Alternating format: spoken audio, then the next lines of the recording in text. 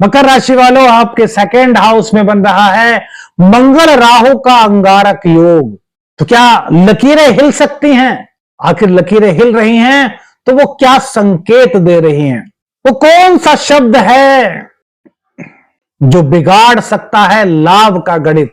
और यदि ऐसी कुछ संभावना है तो उसका क्या सरल ज्योतिषीय उपाय हो सकता है? आइए जानते हैं आज के मकर राशि के राशिफल में।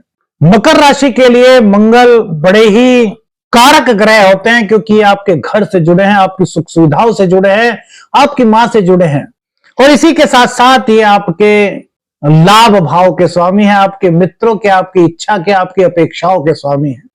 सेकंड हाउस में मंगल का जाना यानी कि लाभ के संकेत दे रहा है, आय के नए स्रोत बनने के संकेत दे रहा है, घर में सुख सुविधाओं के बढ़ने के संकेत दे रहा है, मां के स्वास्थ्य में कोई दिक्कत थी तो वहां पर राहत के संकेत दे रहा है, भूमि भवन वाहन की खरीद के संकेत दे रहा है।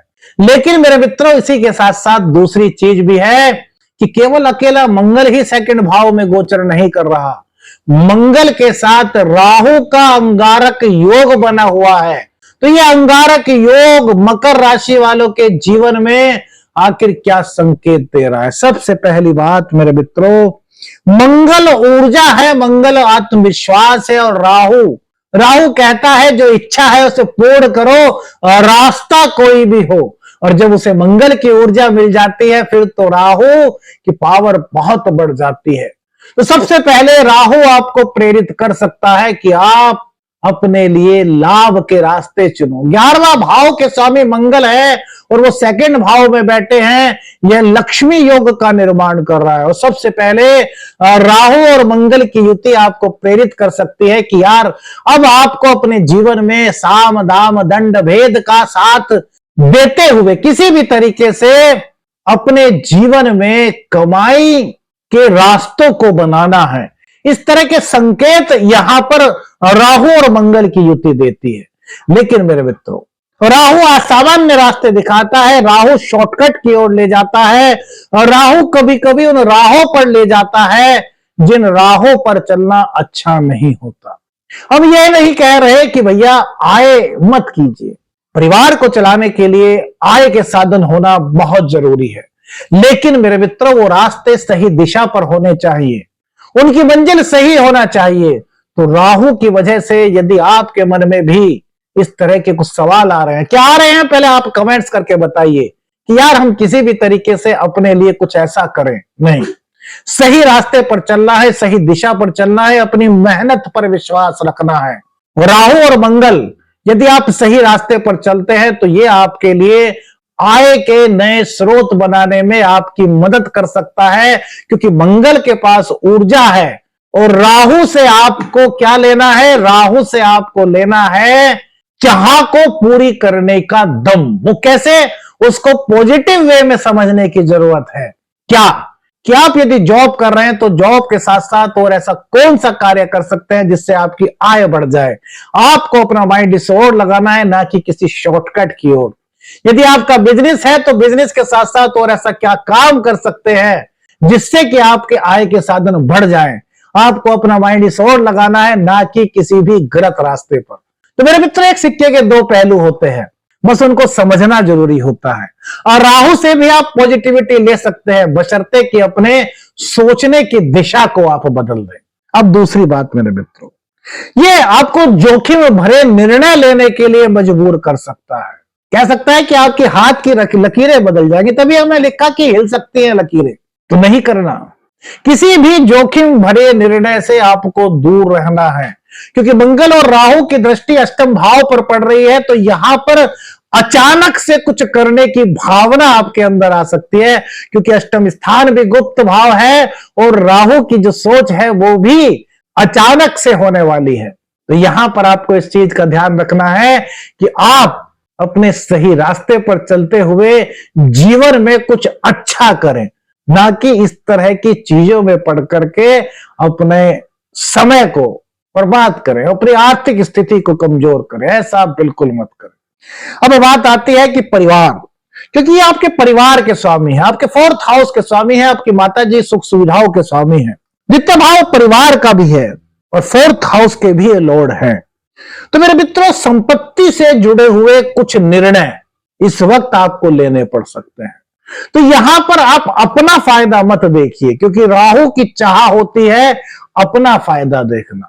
लेकिन चूंकि जब परिवार की बात हो तो हमें सामूहिक रूप से सबके फायदे को देखना है, सबके हित को देखना है, हमें सभी का हितैषी बनना है।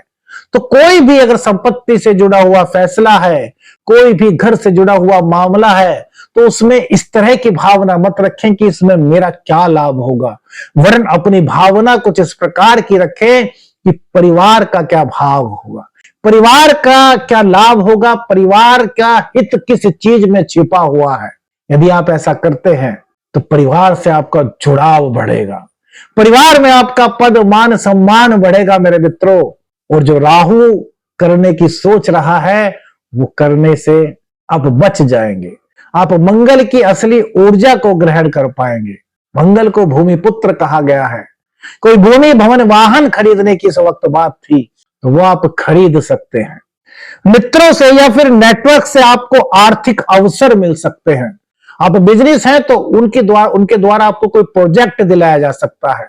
नई नौकरी की आप तलाश कर रहे हैं तो नई नौकरी आपको इस दौरान मिल सकती है। लेकिन नई नौकरी ज्वाइन करने से पहले जल्दबाजी बिल्कुल मत कीजिए। पहले सोच लीजिए, समझ लीजिए कि आप जहां पर कार्य कर रहे हैं वहां से कितना अच्छा वहां पर आपको मिल सकता है।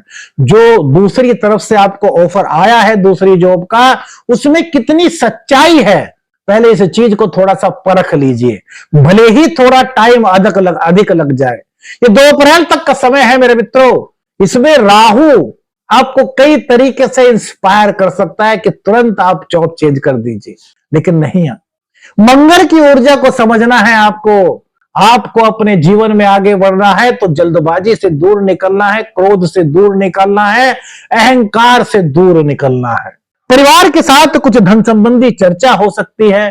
किसी बड़े महत्वपूर्ण फैसले पर आपकी सलाह बहुत अच्छी हो सकती है, लेकिन इसमें भी एक राज हो सकता है, वो भी आपको बताएंगे। थोड़ा समझने का प्रयास कीजिए। नित्य भाव में मंगल का होना परिवार के साथ थोड़ा मतभेद हो सकता है। अब थोड़ी जिद कर सकता है कि नहीं, जो मैं कह रहा हूं वो सही है, परिवार वाले मेरी बात माने, लेकिन ऐसा नहीं होता। परिवार में कई लोग होते हैं, उन सबके अलग अलग विचार होते हैं। सबके विचारों को सुनकर के एक निष्कर्ष पर पहुंचना चाहिए। यही परिवार की एक कसौटी होती है, कि परिवार का दायित्व होता है। वहां पर अपने अपने चलाना ठीक नहीं। अपने विचार मनवाने की प्रवृत्ति यदि आप में है तो एक बार फिर से रुक जाइए, सोचिए कि यहां पर राहु का पलड़ा भारी हो रहा है। राहु के पलड़े को भारी नहीं होने देना, वरन दोनों का बैलेंस रखना है, क्योंकि हमें दोनों से ही पॉजिटिविटी लेनी है। ऐसा नहीं कि हम राहु को छोड़ दे मंगल को अपना लें, मंगल को छोड़ दे राहु को अपना ले, ना ना ना ना। हमें दोनों का ही पॉजिटिव बैलेंस अपने जीवन में चाहिए, और इसके लिए हमें सोच समझ करके फैसला करना है। परिवार के साथ बात जो करनी है वो ऐसी होनी है कि जिसमें सबका भला हो। अब मेरे मित्रों, सबसे जरूरी बात जो हमने आपको अभी कही थी कि एक शब्द बिगाड़ सकता है लाभ का गणित। आखिर क्या बात वो हो सकती है कि लाभ का गणित हमारा बिगड़ सकता है, और वो कौन से शब्द हो सकते हैं और कैसे उनसे बचा जा सकता है। देखिए, मंगल को तेज कहा गया है, ऊर्जा कहा गया है, आत्मविश्वास कहा गया है। ऊर्जा और आत्मविश्वास का होना जरूरी है आगे बढ़ने के लिए। लेकिन मेरे मित्रों, मंगल जब 2nd हाउस में बैठता है तो ये वाणी का भाव है, तो मंगल तो ऊर्जा देता है, लेकिन राहु यहां पर बैठा हुआ है तो ये तीव्रता प्रदान करता है। इसलिए कभी कभी बोलने का तरीका बड़ा आक्रामक हो सकता है, बड़ा तेज हो सकता है। भले ही आप सही बात कर रहे हो, लेकिन आपके चेहरे के एक्सप्रेशंस, आपका बोलने का लहजा, आपका कहने का तरीका दूसरे को बुरा लग सकता है। फॉर एग्जाम्पल, आप ऑफिस में काम कर रहे हैं, आपको एक प्रोजेक्ट दिया गया, आपने बड़ी मेहनत से उस प्रोजेक्ट को पूर्ण किया, कई सहयोगियों का आपको साथ मिला, बहुत प्रसन्न हुए।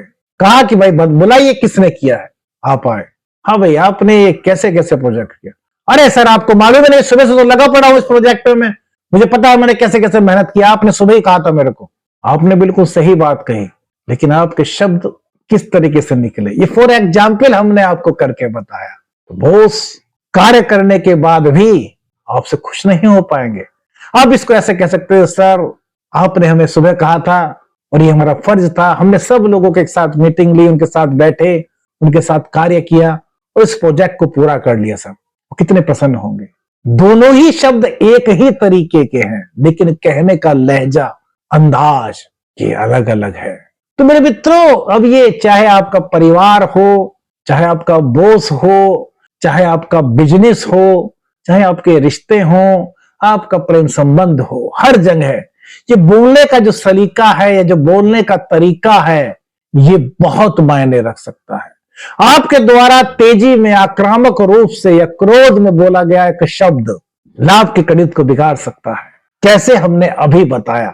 तो इस तरह की चीजों से आपको दूर रहना है, पोलाइट वे अपना रखना है, राहु की तीव्रता को शामिल नहीं होने देना, मंगल की ऊर्जा को संभाल करके रखना है। और राहु की तीव्रता को कब हमें अपने जीवन में लाना है? जब हम किसी प्रोजेक्ट को तल्लीनता के साथ पूर्ण कर रहे हो। समझ गए ना? राहु का भी साथ, मंगल का भी साथ और अंगारक योग की पॉजिटिविटी का भी साथ। अब बताइए मेरे मित्रों, और इससे ज्यादा क्या हो सकता है? अंगारक योग से पता नहीं, आप में से बहुत सारे लोगों के मन में विचार होगा कि अंगारक योग है तो क्या होगा क्या होगा, लेकिन हमने इन सब बातों का आपको बड़े अच्छी तरीके से निदान बताया है कि ये योग कोई डराने वाला नहीं है, बस ये समझने का खेल है। यदि आपने इसको समझ लिया तो ये आपकी जिंदगी में एक नया निखार ला सकता है। ये जो योग बना हुआ है, ये धैर्य, सोच समझ और संयमित वाणी का है। यदि आप ऐसा करते हैं तो नए आर्थिक अवसर आपका दरवाजा खटखटा सकते हैं। नए संपर्क आपके जीवन में एक बहुत बड़ी उपलब्धि का कारक बन सकते हैं। परिवार में आपका मान सम्मान, पद प्रतिष्ठा बहुत बढ़ सकता है। अब वो क्या सरल ज्योतिषीय उपाय हो सकता है जो राहु की तीव्रता और मंगल की ऊर्जा को एक साथ बैलेंस कर सके? तो मेरे मित्रों, शनिवार में हनुमान जी के मंदिर में जाकर के राम राम का जाप करते हुए बजरंग बली हनुमान को लाल पुष्प की माला भेंट करें। कौन सी चीज आपको आपके जीवन से जुड़ी हुई लगी, हमें अपनी राय बताइएगा। आदेश अलख निरंजन। हर हर महादेव।